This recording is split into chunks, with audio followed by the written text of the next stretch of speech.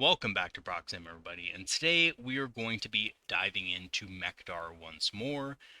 Not because it's something that is, or has been particularly strong in 10th edition, but because I believe it has the potential to explode competitively now that it has seen a bunch of point decreases in point buffs. So, why do I think this? Well, we recently saw a number of buffs in the last data slate, or balance update, I should say, which lead me to believe that Mechdar is now cheap enough to pose a substantial competitive threat. And many of you may be skeptical because wave serpents have not been something that has been quote unquote meta for basically all of 10th edition. But with the support of Falcons and the newly adjusted Corsair Void Reavers, I think that we could be seeing a very effective and also competitive build. So let's go ahead and dive right into it. So in today's video, we're going to be reviewing the buffs that Mechdar got during the last balance update. We're going to be looking at the Keystone Mechdar units and a few new inclusions that I think would be really good in a Mechdar list that can make it work effectively. And lastly, we're going to talk about implementing the tricks and tactics that make Mechdar effective in Pariah Nexus. And I am going to be showing you some diagrams to that effect. So, let's review the buffs that Mechdar got during the last update. First of all, we all know that the Falcon got decreased to 130 points from 140. A lot of people were surprised by this, but I actually think it's GW's attempt to say, hey, why don't you guys try out a more mechanized Eldar build? It hasn't been competitive all edition, and maybe you should try it out, give it a shot. Wave Serpents have gone from 120 to 110, and this is what I think should have probably always happened. Wave Serpents were a little bit too expensive, so seeing them drop 10 points is, a really good thing. And I don't think the Wave Serpent's bad, and I'll go into why in just a second. Corsair Void Reavers also went from 70 points to 60 points. They went from an overcosted unit for what they do to a unit that's pretty well costed for what they can achieve on the battlefield, especially in a Mechdar list. So let's take a look at the Falcon. Just a quick review of the Falcon's datasheet. Now, as you guys know, Falcon grab tanks and just grab tanks in general aren't the toughest. Toughness 9, wounds 12, 3-up save. Not that tough. We'll probably go down to a few solid hits, but it's movement 14. It has fire support, which is excellent. So the unit inside, if this thing shoots at a unit and then the unit inside shoots or assaults it, then they will reroll the wound roll, which is extremely powerful on things like striking scorpions with Cahandras. It's really good on Harlequin troops with the Troop Master, and it's really good with fire dragons. It does have deep strike, but this isn't really that big of a deal. It's mostly just in case you want to rapid ingress this thing onto the battlefield. That's usually why deep strike is there. Otherwise, I would not deep strike this unless you plan on rapid ingressing. And truthfully, an opponent that knows how the Falcon works and that, you probably don't want to just straight up deep strike it, will be guarding against a rapid ingress. So typically I just deploy these on the battlefield because turn 2, you don't have to waste the CP, and these guys have really long range weapons. So if you look at their weapons, Bright Lance and Pulse Laser is what you're going to go with usually. You can also give it a Shuriken Cannon, which you'll probably definitely want to go with there. But the Pulse Laser is really good, right? 3 attacks, hitting on 3+, strength 9, AP -2, damage D6 makes it good against light vehicles, monsters, of a lower toughness value, and also really good at killing Terminators. It's just an awesome weapon. Then you have the Bright Lance, which is of course, standard Bright Lance, good against tanks. So you have a pretty good firing platform, and of course the Shuriken Cannon makes it easy to split fire. So you can fire the Shuriken Cannon at an infantry unit, tag that so that you can get rerolls against it from the squad inside, and then you can shoot its heavy weapons at a tank. So really good vehicle. It was good before. It's even better now that it's 130 points versus 140. And of course, it can transport 6 infantry models, but cannot really transport Wraith constructs. So can't transport those, can't transport, jump pack models, but that's always been the case. So you can basically just put, fire dragons, striking scorpions, harlequins in this thing, And those are the best units to put in this thing anyway. Okay. Now let's look at the Wave Serpent. Now, one thing to note about the Wave Serpent that's different from the Falcon is the Wave Serpent's a dedicated transport.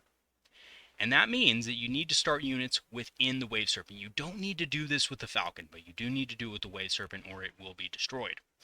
So, what do you give this thing? Mostly people give it the Twin Bright Lance, although I have to admit, I think the Twin Shuriken Cannon is still good. It's a good option for it. But is it as good as the Bright Lance in certain situations? Probably not. I know that a lot of people like to go with the, anti-heavy, large option there. So you're going to probably go with the Twin Bright Lance. Now, it does also have the Wave Serpent Shield and the ability to take a Shuriken Cannon. So the Wave Serpent Shield works like this. A lot of people don't like this ability, and truthfully, I don't think it's bad.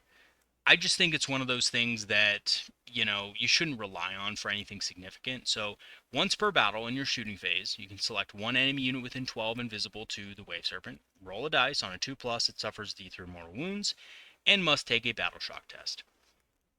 So, there's good and bad to this. The Wave Serpent Shield can shut down certain stratagems from enemy units, especially since it's not actually a shooting attack. So, if Doombolt's not a shooting attack, then this isn't a shooting attack, if you know what I mean, wink, wink. And then, GW's definitely going to have to fix that little thing and make sure that they're very specific about that. But anyway, it happens in the shooting phase, but it's not technically an attack. You just choose one enemy unit within 12 invisible, and, that suffers D3 mortal wounds and takes a battle shock test. Again, battle shock test, very iffy, probably won't do anything, but sometimes has, and I've had games where it actually does shut down stratagems like Armor of Contempt and Smoke, and I end up killing that vehicle very easily. So, there are times when it does work. Okay, so other than that, the Wave Serpent does come with an extra wound, and it does come with a 5+ invulnerable save. Now, that is a big deal, because this thing only has a 3-up armor save, so against last cannons, against meltas and stuff like that, it will get some sort of save against those types of weapons. Will it guarantee that the Wave Serpent survives? Probably not, but I've had, times where I'm forced to make a couple of invul saves against melta weapons, multi-meltas and stuff like that, and I make both of them. It does happen. Now, the key difference that I would say between the Wave Serpent and the Falcon is the transport capacity. This is why you take the Wave Serpent over the Falcon. It has a transport capacity of 12 models versus 6. The other thing is, because it's a dedicated transport, it benefits from models inside having the Scout keyword. So if the Scout core rule is on a unit that is inside of a Wave Serpent and all of the models inside have Scout, then you can use that Scout rule. So, for example, we have Corsairs. And I think this is where Mechdar really kind of comes into its own. And a lot of other factions are doing this, right? Imperial Guard are throwing Catachans, which are a 55-point model unit, into a Chimera to scout up 6. Well, now we can kind of do the same thing for a reasonable price. Yes, Wave Serpents are more expensive than Chimeras, but they're also better than Chimeras, so there is that. These guys have Scout 7, which means the Wave Serpent can move forward 7 inches before the game in any direction. They also are pretty good on their own. They have OC2. They're good at kind of, scrapping for those early game objectives. They can score secondary objectives. If you give them if you basically give them a blaster or shredder, you're probably not going to give them a shredder. It's probably going to be the blaster. They're getting 1 strength 8, AP -4, D6 plus 1 damage attack. They're also armed with either power weapons or shuriken rifles. The power weapons are better. I'm just going to say it right now. They're better in every way. Why do I say that? Well, because if you look at the shuriken rifles, they're not really that much better than your average shuriken catapult. And actually, in some ways, they're worse. Yes, they have assault. Yes, they have rapid fire 1, so, within 12, you're still getting 2 attacks. But they just don't do much damage, right? And I think I fell into this trap early on in the edition where I was like, oh, the shuriken rifles are so much better because you can fire at range. But, we already have units in the army, like, they can basically deal range damage for us. We don't have a lot of stuff in particular that is really good at scrapping and melee for the points. We have striking scorpions. Everything else you kind of have to invest something in, right, for it to be really effective for the cost. And I would argue Howling Banshees are pretty good for the cost too, but only against certain targets. So if you give these guys one blaster and you give them the Aeldari power swords, they're getting a good number of attacks. They're re-rolling hit rolls, especially if your opponent is on an objective. They get a free guide basically, which is great.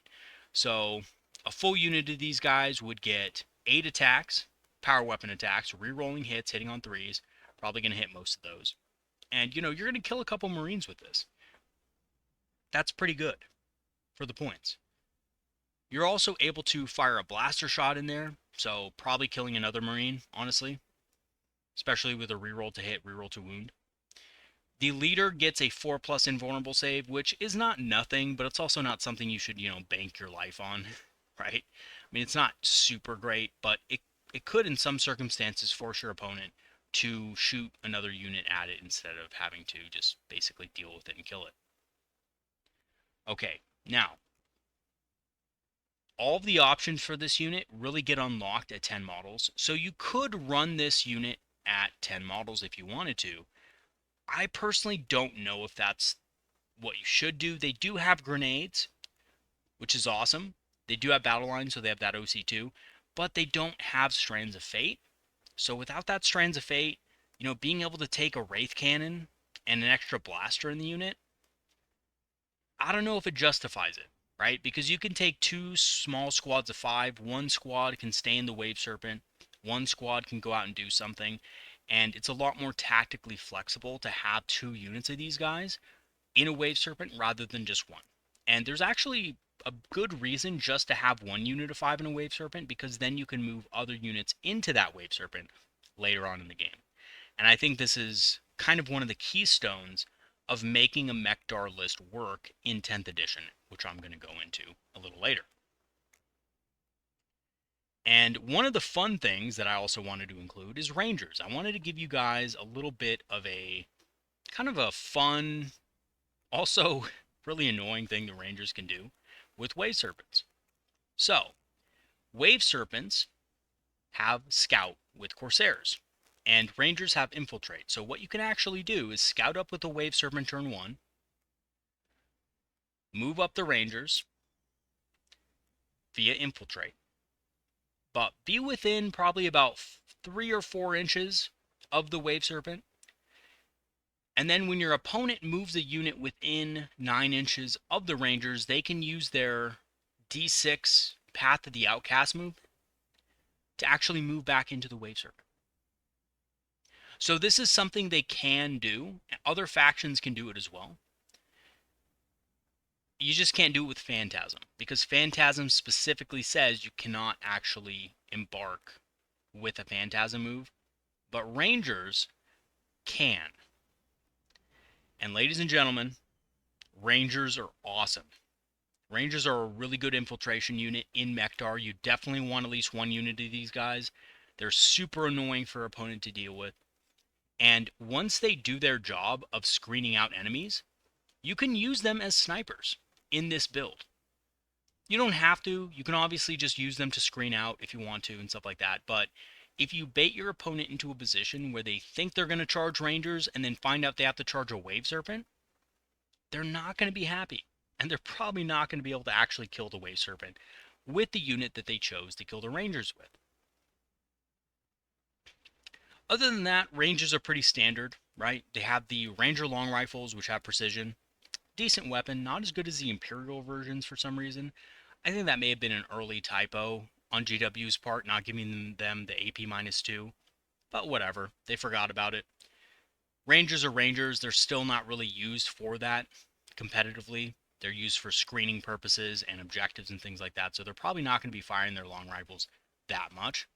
They do come with a 5+ invul save against range attacks, and they do have stealth. So they are fairly durable against things like bolters and stuff like that, which need to hit them on 4s. They also get the, 4-up save and cover or 5-up invul, whichever one they need. So, they're semi-durable, I would say, against light fire, pistols and stuff like that. They're decently durable against. But they're going to go down quick, and this Wave Serpent strategy does help them survive a little longer. Okay, so let's talk about implementing the tricks and tactics that make Mechdar effective in Brian X's. So first, we're going to talk about creating space with Scout, which is really important. The reason why Mechdar typically doesn't work in competitive formats now is because our vehicles are big. They have a large footprint. So there needs to be a way to fit multiple Wave Serpents and Falcons within your deployment zone and be able to hide them effectively. And the only way to do this is with a Scout move.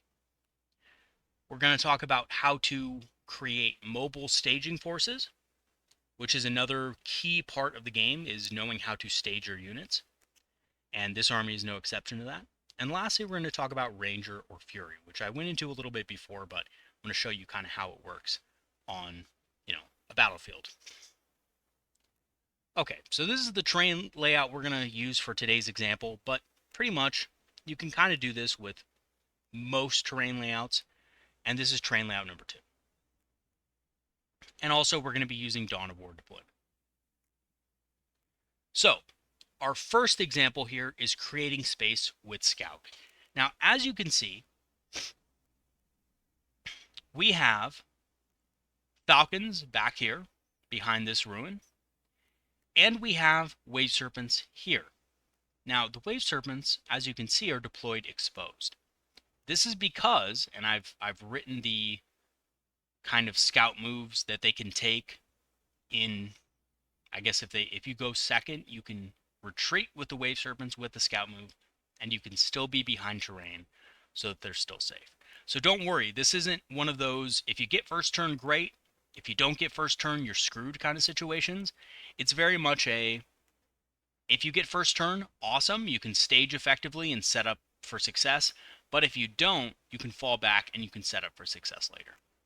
So if you do get first turn, of course, you can use this extra distance to scout up, move up into position behind these ruins right here. And the goal of this army is going to be to control this half of the board right here. So your opponent's objective should be threatened. This objective should be secured. Your home objective should be secured. You'll probably have a unit of Guardians back here. I really like Storm Guardians in a mechanized list, but they're not actually in a Wave Serpent. They're kind of, they start out of the Wave Serpent, but they can eventually move into one if they need to. But essentially, this is what you're doing with Storm Guardians. I didn't put these on here, but you're having them on this objective and you're moving them up here. You can also have Guardian Defenders. That's fine too, right? Especially with the new Autarch, right? With that Autarch I just talked about in a recent video. You can have a unit of Guardian Defenders, have a Bright Lance here, shoot out into the midboard, and then Phantasm back every turn for free. It's a really good tactic. It's really efficient, and it's just awesome. These Wave Serpents are moving into position. You might want to move a Wave Serpent over here, but you don't have to. You can move this Wave Serpent, behind this wall as well, maybe, or you could just kind of hang it back over here in this bottom area if you wanted to, just to make sure you have something that can come out and threaten the opponent's objective over here so that they're not completely safe, right? Which is another good idea. But essentially what you have here is an army that can stage super quickly and get into position quick enough to force your opponent to have to deal with it. Now your opponent is not going to be able to safely go onto this objective on their turn 1. This objective is not going to be an option. This objective is not going to be an option. And their home objective, they have to keep units on to make sure that you don't take it. Because if I'm right here, I can disembark a unit, and then I can move forward and actually be able to capture this objective potentially, if they leave it open. Now, the other thing here is that I showed you how the Wave Serpents are moving, but what about these Falcons, right? Well, these Falcons can move forward and get into good areas to stage as well. So, you can move your Falcon up here. You can move this up here. and you can move this maybe over here in this area also if you want to. And I think this arrow's a little bit too far forward. I'd probably have the Falcon just up against the rune right here. I wouldn't reveal it unless I saw an enemy unit coming out this way.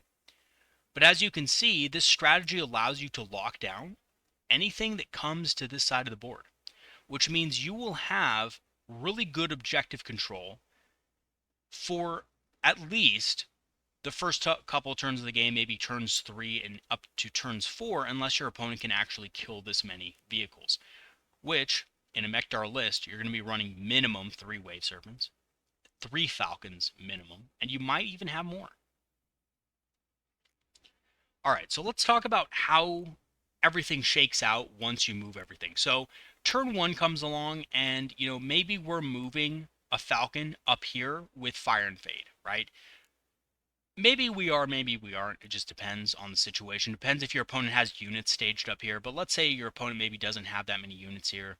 Or maybe the Falcon is able to clear off a 5-man unit that was, staged up here or whatever. You stage here with the Wave Serpents that had Scout. You have a Falcon here maybe, and maybe a Falcon back here, perhaps. And maybe right here we'll say there's, I don't know, a Wave Serpent or something, right? Being in this kind of position, and you can see this, how much control you have over this side of the board. You have full control here. You have full control here that can capture this objective. You can capture this objective back if you need to. If your opponent drops a 3-inch deep strike right here, tries to kill something, you can easily take it back. And you can threaten your opponent's home objective. Units like Corsairs or Striking Scorpions or Howling Banshees can come out 3 inches, move 7 or 8 inches, and then charge a unit behind this rune wall. Same thing over here. So this is one of those situations, by the way, where I think having a Troop Master with a squad of Quins in a Falcon could be really good, because if your opponent leaves this side open here, you can move this Falcon up from here, turn 1, right? Move your 14, boom, and then Fire and Fade here, and then be in a position to threaten your opponent next turn. You're fully hidden. Your opponent's not going to be able to kill your Falcon unless they, already have something over here, or they just force everything, or force a big anti-tank gun over here or something like that. But even if they do that, that's potentially a big mistake on their part, right? Because their big, mean anti-tank vehicle is probably going to be more points than the Falcon. The Falcon's going to overwatch, perhaps, get a cheeky overwatch, get some damage in, and then they maybe kill the Falcon. Whatever's inside here is going to take out this thing, right? The Harlequins inside are going to take it out. The Striking Scorpions with Condors are going to take it out. The Fire Dragons are going to take it out. Like, it's dead. It's not going to be able to function after that. So it's a bad trade for your opponent. On the other hand, if your opponent doesn't do anything about this, this unit can now threaten anything in the backfield, right? Now, what allows this to happen? Well, because we have 2 Wave Serpents here, which have units in them, and we can disembark these units at any time to counterattack whatever our opponent does, right? Whatever move our opponent makes, we have tools staged, and I'll call this pre-staging, right? Because we have the Wave Serpent stage, but we can easily disgorge what's inside 3 inches and then get extra threat range to defeat whatever our opponent has on the objectives, right?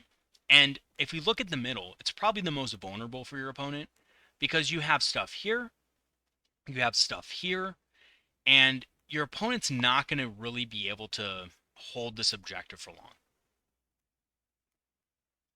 So your opponent has a couple choices. One, they could stick over here. And this is problematic, but, it's probably the safest objective for them to be on. And they can secure their home objective if they really want to, right? So they can do that, but that gives you full range on these 3 objectives here. And because you have cheap Corsair units that you can just throw on this objective whenever you want, you have a means to actually prevent your opponent from scoring a lot on primary. And Eldar are good at preventing your opponents from scoring on primary, but what they're not great at is scoring on primary themselves. This setup right here with all these Wave Serpents kind of ensures that you're at least getting 2 objectives at all points in the game. And it's because we're able to effectively stage so many units to threaten your opponent. And this wasn't really possible before because Wave Serpents and Falcons together were kind of expensive, especially with Corsairs, right? And now we have a formula that is really successful at actually controlling the board with these mechanized elements. So, last thing I wanted to show you guys, the Ranger thing, right? Because you're going to need Rangers or Striking Scorpions or something like that to infiltrate. I prefer Rangers, but you probably also want Striking Scorpions to prevent your opponent from being able to stage on you, because one of the weaknesses of Mechdar is if they're able to prevent you from being able to stage effectively with Scout, like if they have infiltrators themselves and they just mass infiltrate on you, it's going to be really hard to get out of your deployment zone to stage effectively. The thing about Mechdar is they have to be able to stage in position. If they can't do that, then you're screwed. And I played a Mechdar list in 5th edition, and it's basically the same principle. If you don't position your Wave Serpents correctly, they will die. And they will die fast. They can't just be out in the open. They have to be behind some cover. So, you need infiltrators. Rangers can infiltrate up here, right? Beginning of the game to prevent enemies from infiltrating anywhere around this area. Then, first turn comes. Let's say you don't get first turn, right? And your opponent's like, all right, I'm going to take this opportunity because I went first to stage right here. And I'm going to charge your Rangers, and then I'm going to kill them and consolidate into your Wave Serpent and cause you a lot of problems. Well, your Rangers can just go, nope, see ya, Path of the Outcast, roll your dice. Unless you roll a 1, you should be able to get within 3 inches of this Wave Serpent and embark fully within the Wave Serpent. Boom, done. That will allow you to save your Rangers, but also put your opponent in a really tricky spot, because your opponent's not going to really want to just charge a Wave Serpent for no reason, especially because a Wave Serpent can just fall back and not have to worry about taking any tests or anything like that because it has fly, right? And if you wanted to shoot with the Wave Serpent, you could always use Feigned Retreat.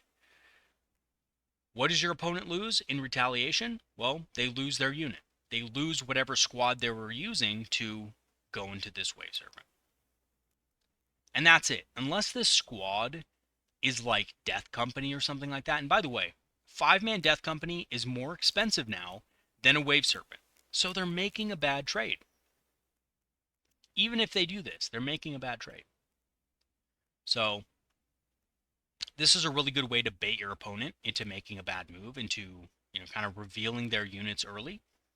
But it's also a good way to preserve your Rangers, right? Because you can just move them back into the Wave Serpent. This is destroyed. They can come out on this side. They can hop onto the objective during your turn, and they can secure this objective, right? I mean, there's tons of stuff they can do after that, which is great. They can score on secondaries, right? Like if they wanted to, come out and jump out here and then score on like sabotage or something like that, they could definitely do that. The possibilities are endless. So some of you might be wondering, well, how can I use the Path of the Outcast move to move back into a Wave Serpent? Well, it turns out, those units, Marine Eliminators, they've been doing it basically all edition. They shoot and then they move. Well, they can actually move back into a Space Marine transport. So the same rule that allows them to move back into a Space Marine transport is the same rule that applies to Rangers using their Path of the Outcast ability. The only difference is that Eliminators don't roll a d6. They just automatically move 6. And we just roll the d6. But that's okay because Eliminators are really expensive and they no longer get to shoot twice. They did fix that part. They did fix the part where Eliminators got to shoot twice. Once when they're out of their transport, and then when they move back into the repulsor, again when they're back in their vehicle. No, they no longer get to do that. Rangers don't get to shoot anyway because Wave Serpents don't have firing points or firing deck. So yeah, you just kind of troll your opponent, move back into the Wave Serpent, then you can do whatever with them later on in the game. Okay, so in conclusion, Mechdar seems to finally be cost effective enough to justify taking competitive play. However, and this is a big however, to be successful, you have to ensure that they get the positional advantage from the start of the game. From the very beginning, they need to have positional advantage, which means taking advantage of your scout moves, which means you need Corsairs in your Wave Serpents to be able to, fully move. And the other thing I just want to mention real quick, guys, I know I'm going to get this question in the comments. What if I put another unit in there without scout? They lose scout if you do that. So if you have a unit of Howling Banshees and a unit of Corsairs and a Wave Serpent, they're not going to be able to scout. If you only have Corsairs in there, then you will be able to scout. If you join a character to the unit that does not have scout, they lose scout. So you're only going to have 5 Corsairs maybe, or maybe 10, in that Wave Serpent at any given time. Now that doesn't prevent you, though, from moving models in later. And I actually want to make this point real quick before I go on, because it could be some little tricky stuff that you can actually do at the start of the game. So turn 1, you can move your Wave Serpent up with Scout with 5 Corsairs in it, and otherwise it's empty, right? You get first turn, you can actually move forward, like, for example, a unit of Howling Banshees, a unit of Fire Dragons. You can move them forward from behind a wall and move them into the Wave Serpent on turn 1. So now you have made the scout move, but you also have Corsairs and Fire Dragons in that Wave Serpent that can stage on your opponent. So now that Wave Serpent's a much bigger threat than it would normally be, and your opponent can't use indirect fire to kill the Fire Dragons anymore, or the Howling Banshees, or whatever you use to move up into that Serpent. So the positional advantage is key to this. Knowing how to move your units around is also key. So that also means, obviously, you need to use units with Scout and Infiltrate to prevent your forces from getting blocked in and suffocated. Scout moves are critical, but infiltration units are also important to making sure that your opponent doesn't surround you with other infiltrators. So using your infiltrators to screen out early, guys, deploy those first. When you get to deploy, when you deploy your first unit, always deploy your infiltrators first. And if you are able to secure this positional advantage, you got your infiltrator set up, you're able to scout move effectively, your opponent is going to be hard pressed to defeat you after that. And as you saw in the previous example, when I was talking about mobile staging, you have a wide control of the board. And by the way, I didn't show the entire army there. I just showed the Falcons and the Wave Serpents and the units inside. You're also going to have a lot of other units. You're going to have units like Swooping Hawks. You're going to have perhaps Warp Spiders, right? You're going to have other elements to the army that are going to be, flying around the battlefield, either dealing damage or performing secondaries and stuff like that as well. So that's not the whole army. Because this army got so much cheaper, you're going to have more stuff to work with. And just to give you a quick example of how much cheaper a mech list is, I used that same kind of mech list, the triple Falcon, triple Wave Serpent build in the past. And when I accounted for the units that were inside those models, I basically had nothing left in the army. I kind of had like maybe 65 points left over for like some Rangers. And that's about it. Like, I didn't have a lot.